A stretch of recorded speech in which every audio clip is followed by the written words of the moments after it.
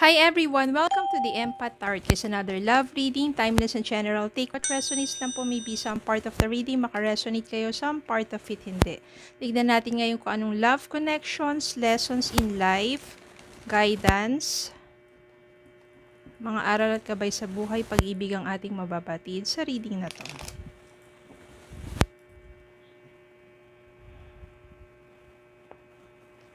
Okay, Spirit Guide, ayan.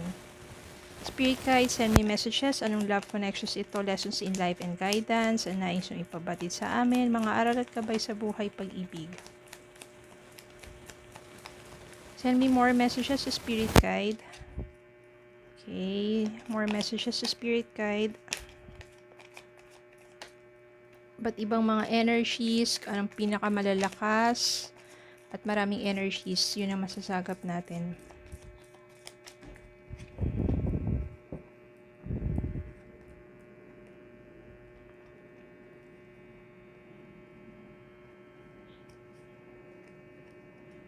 Queen of Cups, Page of Pentacles, Ten of Wands, Eight of Swords, Eight of Cups, Nine of Swords, Ace of Pentacles, Three of Pentacles, and Six of Swords. Isa pa, bottom of the deck, Wheel of Fortune.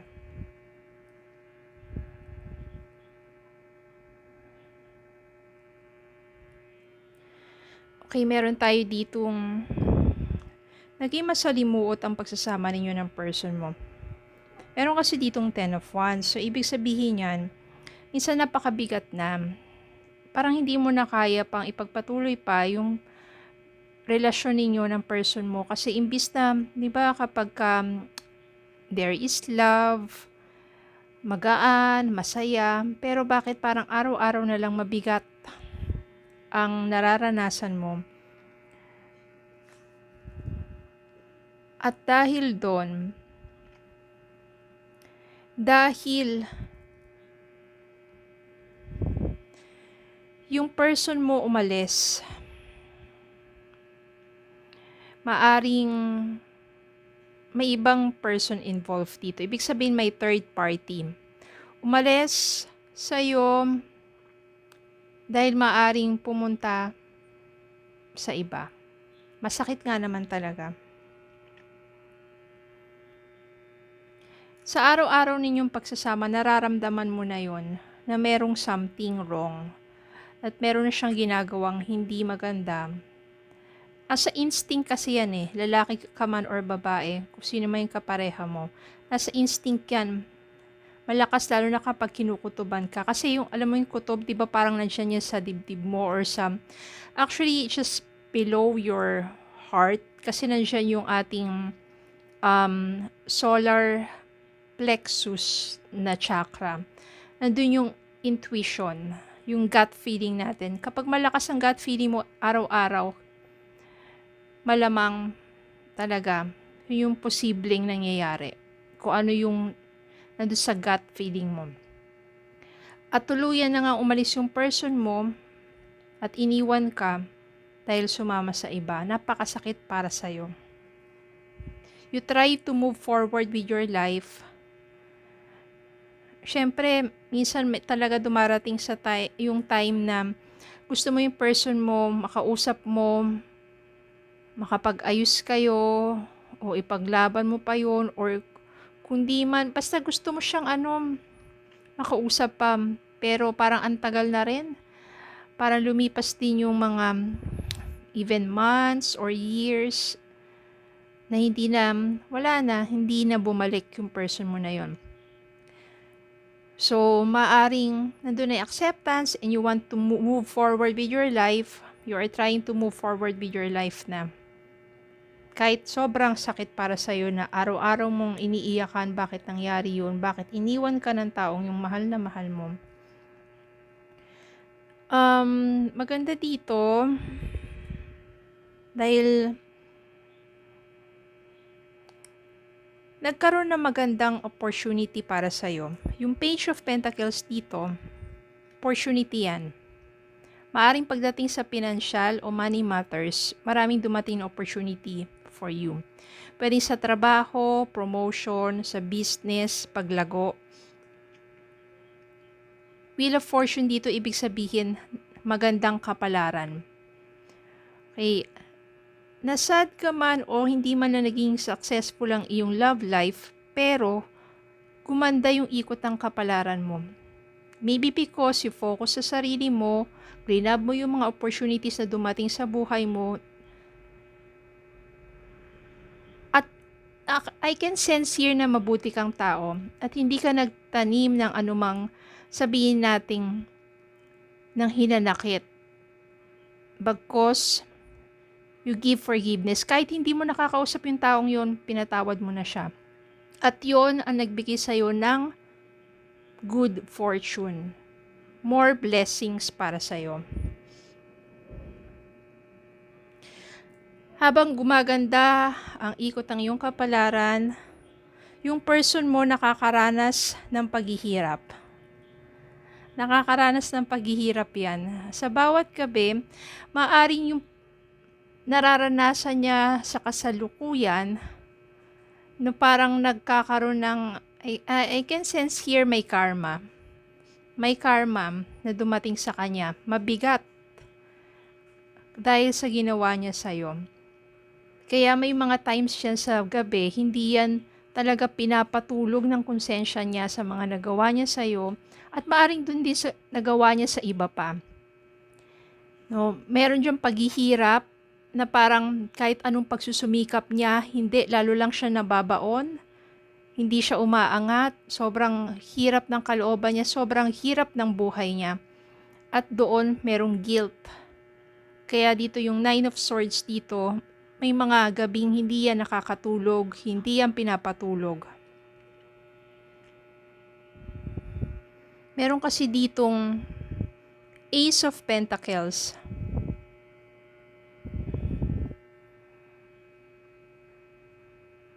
Magugulat ka na lang isang araw, bigla yan pupunta sa'yo.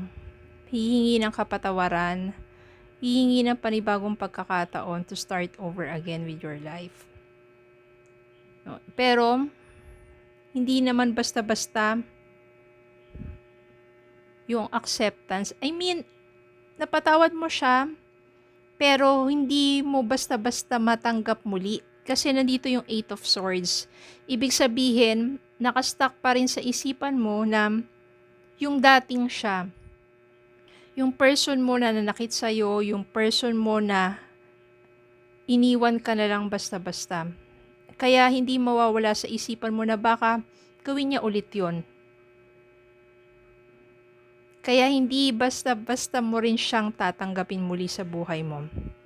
Ngayon, yung person mo na yan, Three of Pentacles dito, gagawa yan ng paraan to prove na gusto niya muling makabalik sa buhay mo. I mean, papakita niya yan lahat kasi itong Three of Pentacles dito means cooperation, means yung talagang yung pagnanais niya na mag-work ulit kayo. So gagawa yan ng paraan, ipoprove niya sa'yo that nagbago na siya, ipoprove niya sa'yo yung pagkakamali niya, ipoprove niya sa'yo na hindi lang yung pagpapatawad, kundi yung muli mo siyang matanggap sa buhay mo. So gagawa siya na, mag-e-effort na gusto to. Mag-e-effort siya ng gusto in order to win your heart again.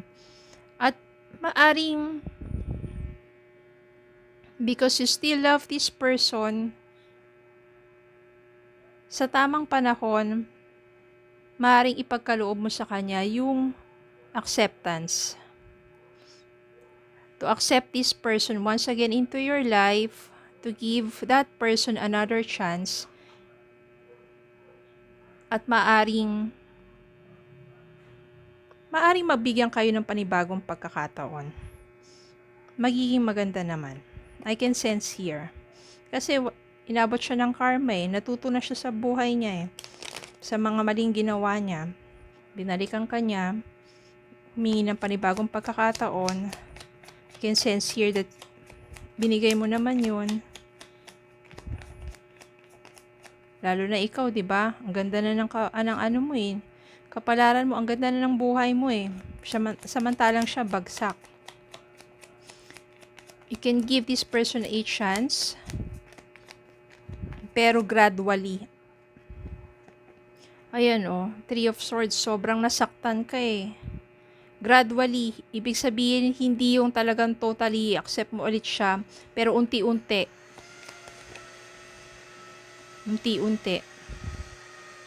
Your person has a strong desire for you to win your heart again.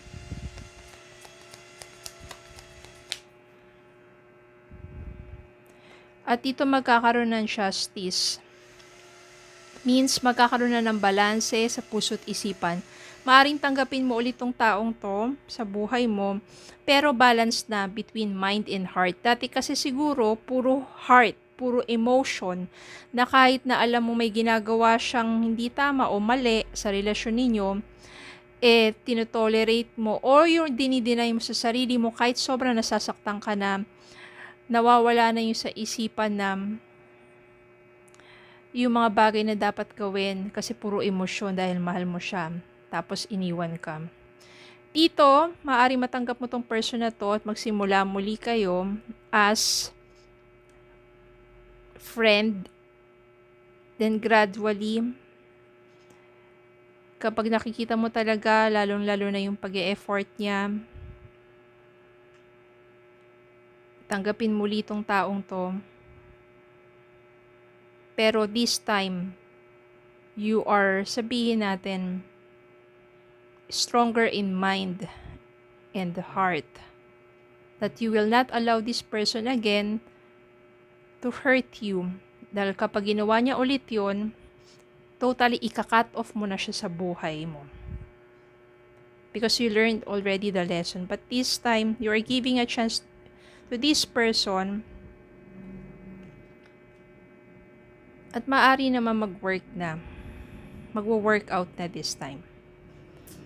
Okay? So, ganoon naman po talaga minsan. Kung sa tingin mo, karapat-dapat pabigyan ng pagkakataon and accept this person, why not? Kapag ka hindi na, masaya ka na, okay na yung forgiveness, move forward with your life. At least itong taong to, naranasan na niya yung hirap,